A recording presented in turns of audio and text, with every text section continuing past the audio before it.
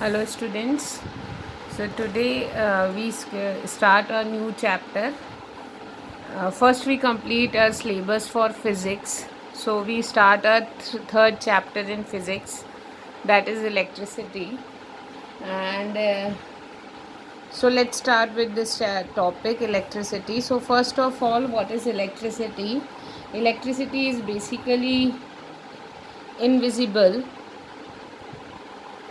Electricity is basically invisible and is a form of energy,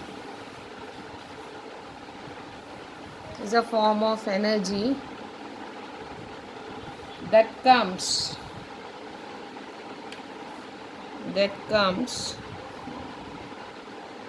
from the motion of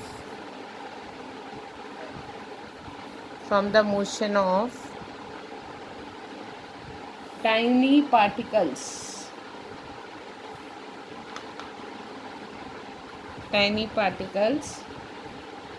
inside and in between the atoms. So what is electricity?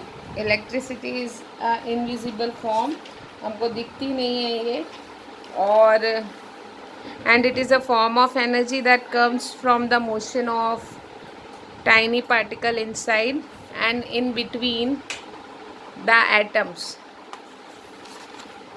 Okay, so electricity क्या होती है? एक ऐसे form की energy होती है जो कि हमको दिखाई नहीं देती, लेकिन ये क्रिएट होती है from the motion of tiny particles. Particles कहाँ होते हैं हमको पता है, everything is made up of atoms, और एटम्स के अंदर छोटे छोटे पार्टिकल्स होते हैं. तो ये जो इलेक्ट्रिसिटी पैदा होती है ये इन पार्टिकल के मोशन से बनती है.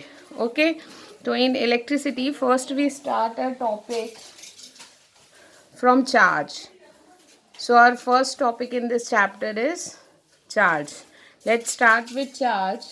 So what is charge? You know, every atom is having a small nucleus in between it. हर एक एटम के बीच में एक न्यूक्लियस होता है जिसमें प्रोटॉन्स और न्यूट्रॉन्स होते हैं. ये आप लोगों को क्लास 9th में पता चल गया था. सो प्रोटॉन न्यूक्लियस होते हैं जिसमें प्रोटॉन्स और न्यूट्रॉन्स होते हैं, और इसके आजू बाजू ऑर्बिट्स होती हैं जिनमें क्या करते हैं, इलेक्ट्रॉन्स रिवॉल्व करते हैं. ये सब बातें आपको पता है.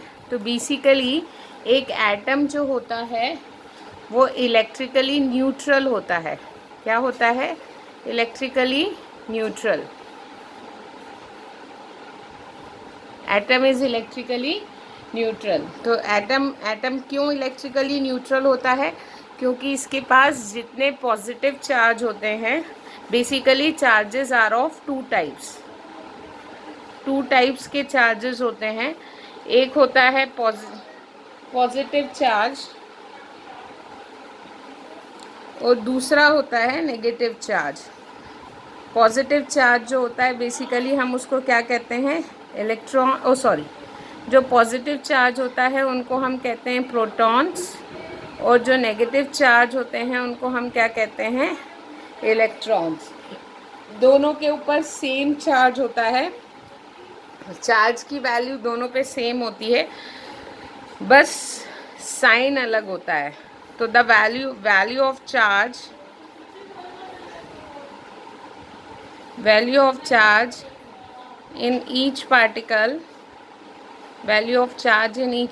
is 1.6 into 10 to the power minus 19 coulomb. ये बेसिकली इलेक्ट्रिक का किसी भी पार्टिकल, इलेक्ट्रॉन या प्रोटॉन का चार्ज होता है. चार्ज की यूनिट होती है कूलम. क्या होती है? कूलम, जिसको हम कैपिटल C से डिनोट करते हैं.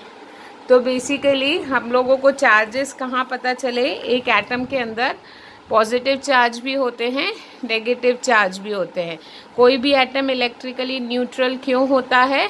क्योंकि उसके पास नंबर ऑफ़ प्रोटॉन्स और नंबर ऑफ़ इलेक्ट्रॉन्स सेम होते हैं. जितने प्रोटॉन्स उसके न्यूक्लियस में होते हैं, जितना पॉजिटिव चार्ज उसके पास न्यूक्लियस में होता है, उतना ही नेगेटिव चार्ज उसके ऑर्बिट्स में होता है। तो every atom is electrically neutral because it is having a equal number of protons and equal number of electrons in it. यदि हम इसमें से एक इलेक्ट्रॉन को बाहर निकाल लें, if we escape an electron from an atom, तो वो जो एटम होगा दैट बिकम पॉजिटिवली चार्ज्ड। वो एटम कैसा हो जाएगा? पॉजिटिवली चार्ज्ड हो जाएगा। Getting my point? तो बेसिकली हम लोगों को पता चल गया। अभी आप लोगों को पता होना चाहिए कि मास ऑफ इलेक्ट्रॉन, वैसे ये कहीं आता नहीं है पर फॉर द नॉलेज हमको पता होना चाहिए कि मास ऑफ प्रोटॉन जो होता है बेसिकली वो होता है 1.673 इंटू 10⁻⁻27 kg।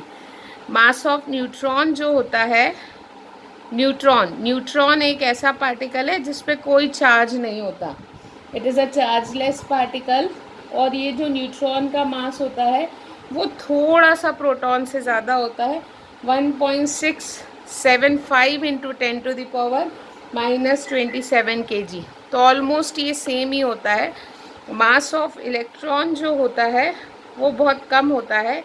इलेक्ट्रॉन काफ़ी लाइट वेट पार्टिकल होता है और इसका वेट होता है 9.11 into 10⁻31 kg। Getting my point? Okay. तो अभी हम लोगों ने क्या देखा? There are two types of charges, positive and negative. Positive charges we called it as a proton. Proton never moves, ये कभी मूव नहीं करता, ये हमेशा न्यूक्लियस में रहता है। जो मोशन पार्टिकल है, जो मूवेबल पार्टिकल है, वो हमारा होता है electron. Electron is movable. Getting my point? Okay. तो value of charge in each particle, neutron पे कोई चार्ज नहीं होता, प्रोटॉन पे +1.6 इंटू 10⁻⁻19 का चार्ज होता है और इलेक्ट्रॉन पे -1.6 इंटू 10⁻⁻19 का चार्ज होता है। Getting my point? ये इन तीनों पार्टिकल के मास होते हैं।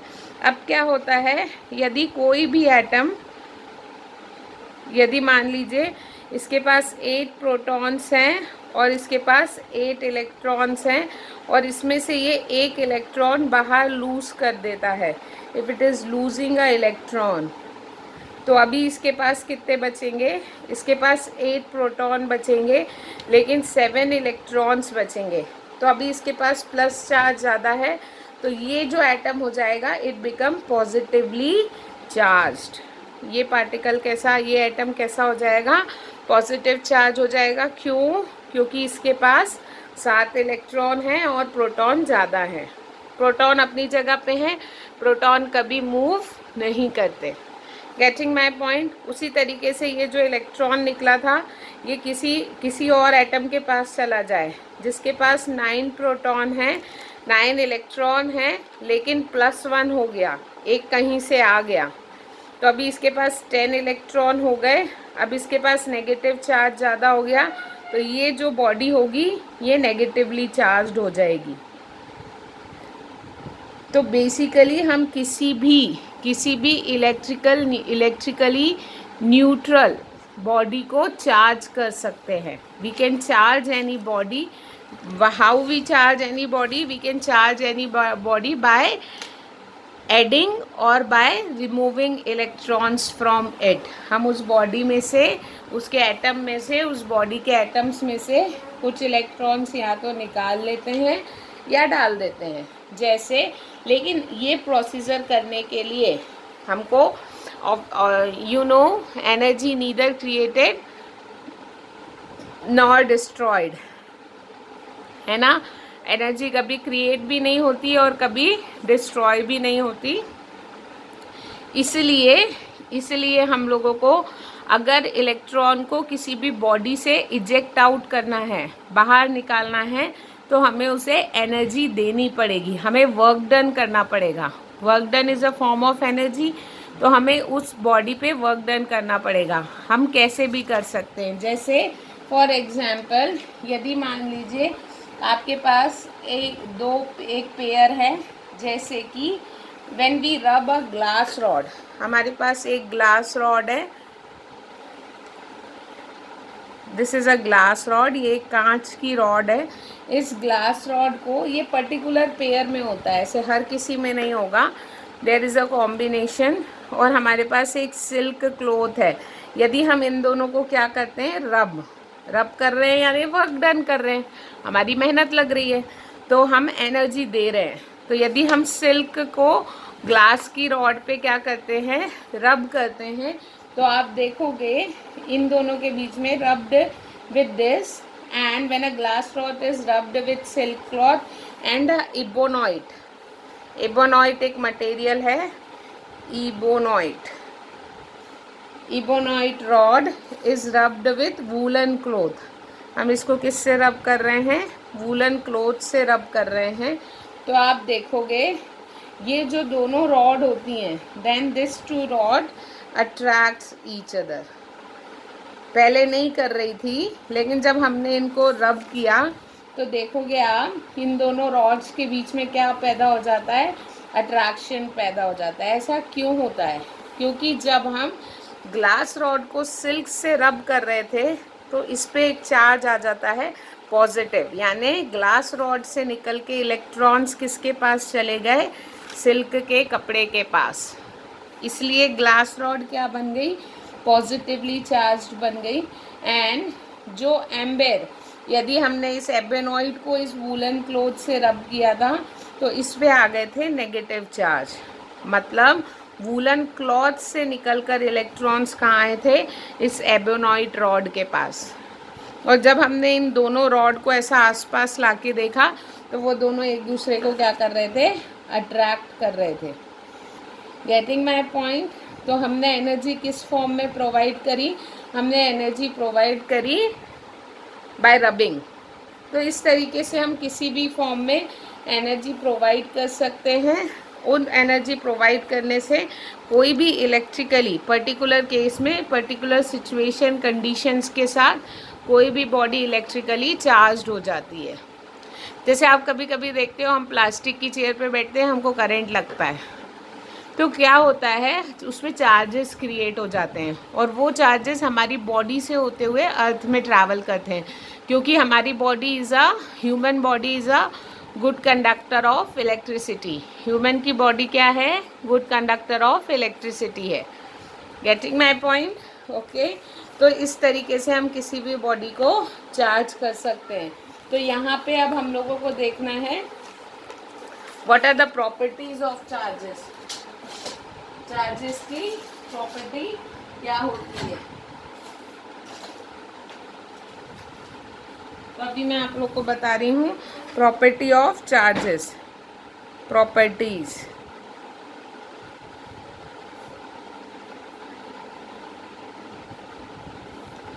Properties of charges. सबसे पहली प्रॉपर्टी होती है light charges attracts and unlike charges repels। Light charges एक दूसरे को अट्रैक्ट करते हैं और अनलाइक चार्जेस एक दूसरे को रिपेल करते हैं। जैसे पॉजिटिव नेगेटिव एक दूसरे को अट्रैक्ट करेगा, पॉजिटिव पॉजिटिव या फिर नेगेटिव नेगेटिव एक दूसरे को रिपेल करता है। दूसरी प्रॉपर्टी होती है, दूसरी प्रॉपर्टी होती है चार्ज इज क्वांटाइज्ड।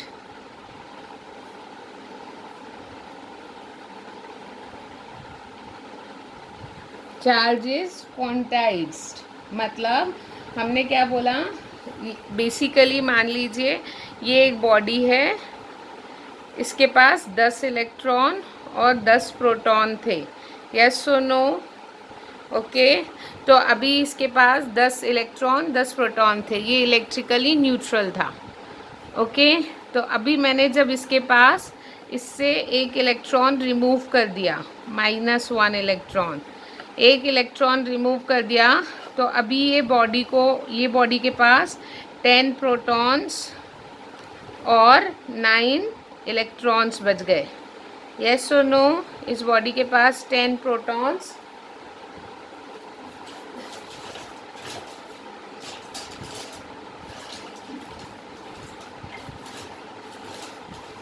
इस बॉडी के पास 10 प्रोटॉन्स और 9 इलेक्ट्रॉन्स बच गए। Getting my point. तो ये बॉडी ने एक इलेक्ट्रॉन लूज़ किया, एक इलेक्ट्रॉन लूज़ किया। अभी 9 इलेक्ट्रॉन 9 प्रोटॉन को बैलेंस कर रहे हैं, लेकिन अभी इसके पास एक प्रोटॉन ज़्यादा है। मतलब ये बॉडी किस अमाउंट से चार्ज हो गई? 1.6। ये बॉडी किस अमाउंट से चार्ज हो गई? It is charged with, this body is charged with 1.6 into 10 to the power -19 coulomb plus. Getting my point. यदि मान लीजिए मैं इस बॉडी में से 2 इलेक्ट्रॉन निकाल लेती हूँ, इसके पास 10 प्रोटॉन हैं और 10 इलेक्ट्रॉन है, लेकिन अब मैंने इसमें से कितने इलेक्ट्रॉन्स निकाल लिए? -2e। 2 इलेक्ट्रॉन निकाल लिए, तो अभी इसके पास कितना बचा? 10 प्रोटॉन और 8 इलेक्ट्रॉन्स। यस और नो? तो अब ये बॉडी कितना चार्ज हुई? +2 into 1.6 into 10 to the power -19 coulomb. 2 क्यों आया? क्योंकि एक इलेक्ट्रॉन का चार्ज होता है इतना, मतलब एक पार्टिकल का चार्ज होता है इतना, और हमने कितने निकाले हैं? 2। तो अभी ये बॉडी चार्ज हो गई 3.2 into 10 to the power -19 coulomb से। तो किसी भी बॉडी पे वो charge is quantized. Charge is quantized का मतलब क्या होता है? किसी भी बॉडी पे या तो आप उसमें से एक इलेक्ट्रॉन निकालोगे या तो आप उसमें से 2 इलेक्ट्रॉन निकालोगे, तो किसी भी बॉडी पे चार्ज या तो 1.6 होगा या फिर 3.2 होगा। कभी इसके बीच का चार्ज एग्जिस्ट कर सकता है क्या? नहीं, कभी ऐसा तो होता नहीं है कि हम उसमें से आधा इलेक्ट्रॉन निकाल रहे हैं। तो चार्ज इज क्वांटाइज्ड, मतलब the total charge on any body is integral multiple of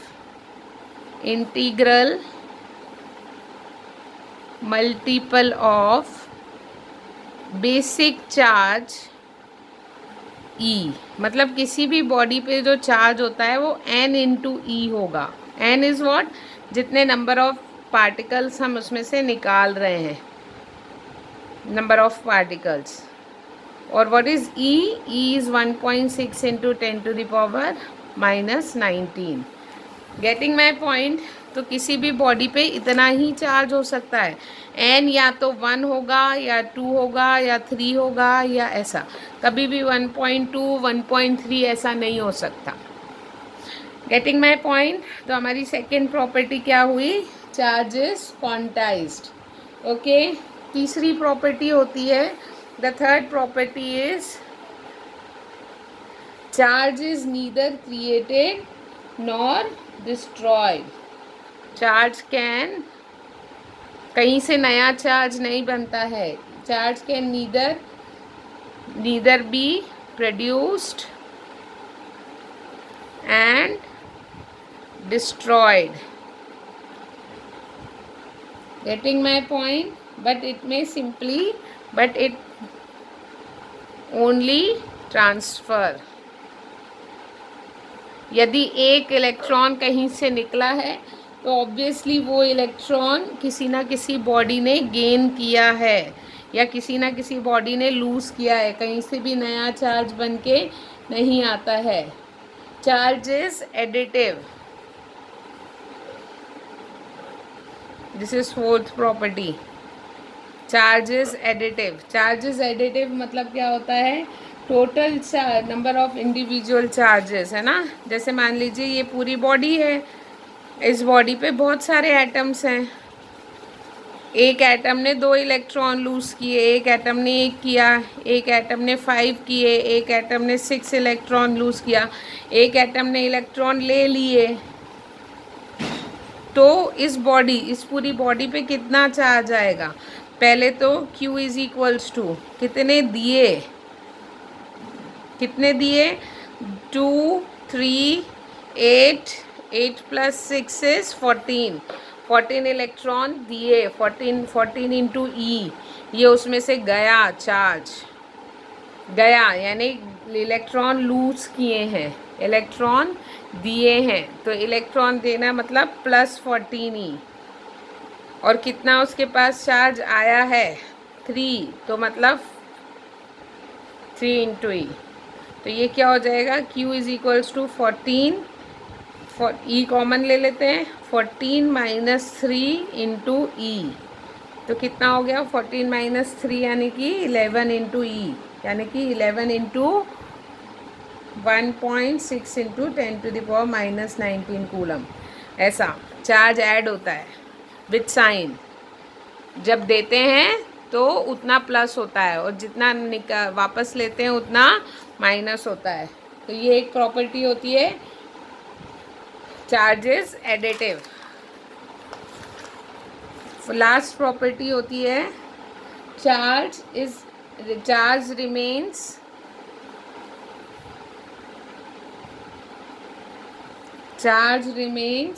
unaffected. Charge remains unaffected by motion. मतलब अगर कोई भी बॉडी में वेलोसिटी है, if this is a body, conductor है ये, कंडक्टर्स भी बताएंगे क्या होता है, आपको पता है। यदि इसके पास वेलोसिटी है, ये चल रहा है और इस पर 10 कूलम का चार्ज है, तो उसके चलने से इस चार्ज पे कोई फ़र्क नहीं पड़ता। मोशन से कभी भी कोई भी चीज़ मोशन में होती है तो उसका मास इफ़ेक्ट होता है, मास कम या ज़्यादा होता है। लेकिन कोई भी बॉडी जब मोशन में होती है तो उसके चार्ज पे कोई इफ़ेक्ट नहीं आता। आफ्टर रीचिंग हेयर उसका अभी भी चार्ज कितना रहेगा, सेम रहेगा। मास चेंजेस, मास क्या होता है, बदल जाता है। Getting my point? Okay, so this is the property. मैंने आपको बताया ये सारी चीज़ें होती हैं। अब मैंने आप लोग को ये भी बताया था, हमने पढ़ा आज की क्लास में, what is electricity, what is charge, charge के बारे में पढ़ा, चार्जेस क्या होते हैं, कितने प्रकार के होते हैं, what are the properties of charges. उसके बाद मैं आपको बता रही हूँ, जैसे मान लीजिए एक बॉडी है, फोर्स, कूलम फोर्स। तो बेसिकली ये मान लीजिए ये बॉडी है, इसके पास +9 कूलम का चार्ज है, और एक बॉडी है उसके पास +18 कूलम का चार्ज है। तो ऑब्वियसली ये दोनों बॉडी एक दूसरे को अट्रैक्ट करेंगी, अट्रैक्ट्स। तो ये कितने फोर्स से अट्रैक्ट करेगी, what is the value of force. तो कूलम्स लॉ कहता है ये वो जो फोर्स होता है, it is directly proportional to Q1 Q2 upon R². What is Q1? Q1 is charge on first body. What is Q2? Q2 is charge on another body.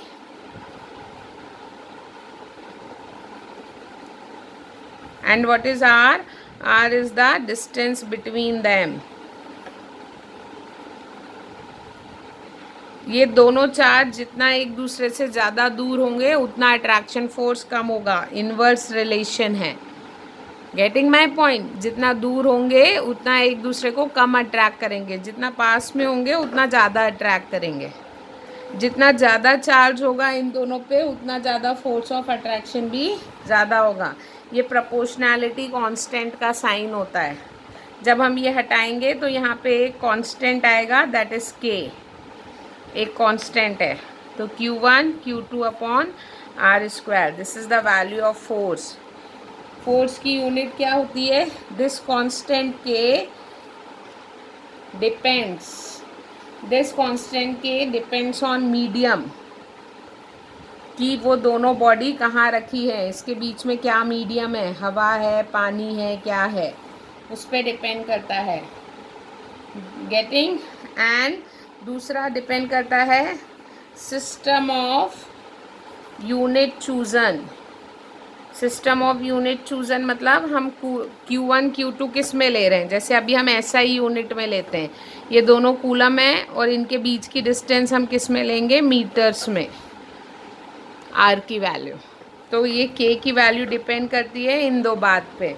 फिलहाल आप लोग को इतना नहीं आएगा, आप लोगों को सिर्फ कूलम्स लॉ क्या है ये पता होना चाहिए। कूलम्स लॉ या कूलम फोर्स हमको एक ऐसी फोर्स की वैल्यू देता है। ये फॉर्मूला दो बॉडी जो चार्ज्ड हैं तो वो एक दूसरे पे कितना फोर्स लगाएगी, चाहे अट्रैक्शन हो चाहे रिपल्शन हो। अगर मान लीजिए दो बॉडी हैं, वो दोनों बॉडी प्लस चार्ज्ड हैं, +10 कूलम और +5 कूलम, तो ये दोनों बॉडी एक दूसरे को रिपेल करेंगी, तो भी ये इसी फॉर्मूले से निकलेगा। बस फोर्स का डायरेक्शन बदल जाएगा, मतलब आगे माइनस आ जाएगा। हमेशा याद रखना, फोर्स में अगर नेगेटिव साइन होता है तो वो अट्रैक्शन शो करता है, और यदि पॉजिटिव साइन होता है तो वो रिपल्शन शो करता है। ये सब याद रखने की बात है। Getting my point. तो 10th क्लास में हमको कूलम फोर्स ज़्यादा नहीं पढ़ना। कूलम फोर्स या कूलम्स लॉ हमको क्या देता है, हमको फोर्स की वैल्यू निकालना बताता है कि अगर दो बॉडी चार्ज्ड हैं तो वो एक दूसरे पे कितना फोर्स लगाएंगी।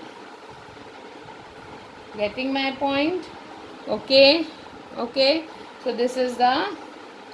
अब क्या होता है, मान लीजिए किसी भी बॉडी पे चार्ज है, जैसे basically electricity are of two types of electricity होती है।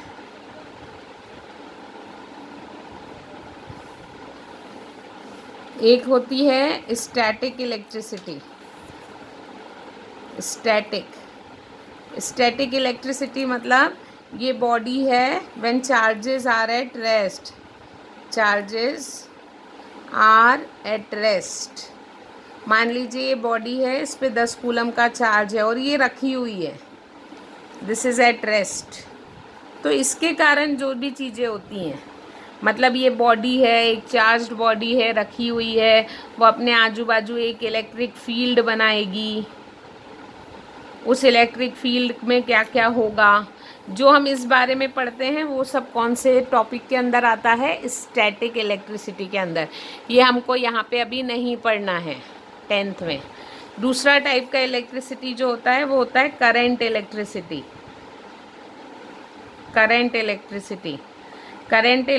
ये आपको पढ़ना है अभी 10th में। Current electricity when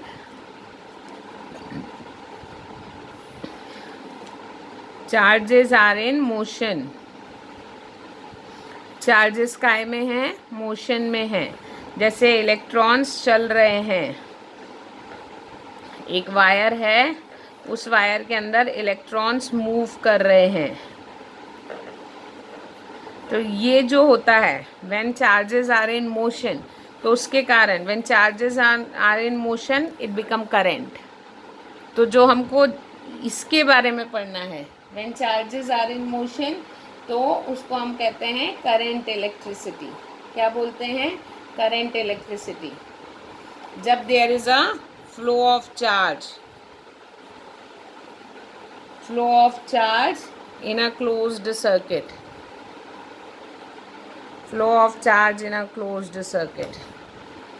getting my point?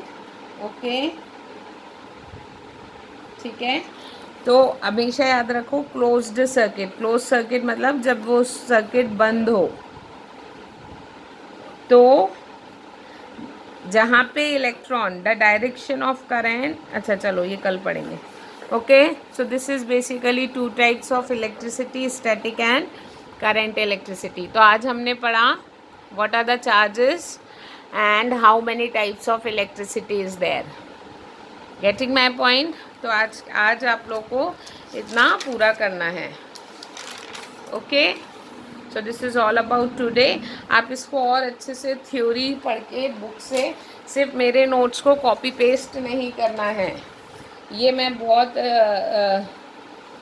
Short में आप लोगों को बताती हूँ। आप लोगों को जो नोट्स बनाने हैं कॉपी में, उसको एक्सप्लेन करना है अच्छे से। Getting my point? So this is all about today. Thank you so much.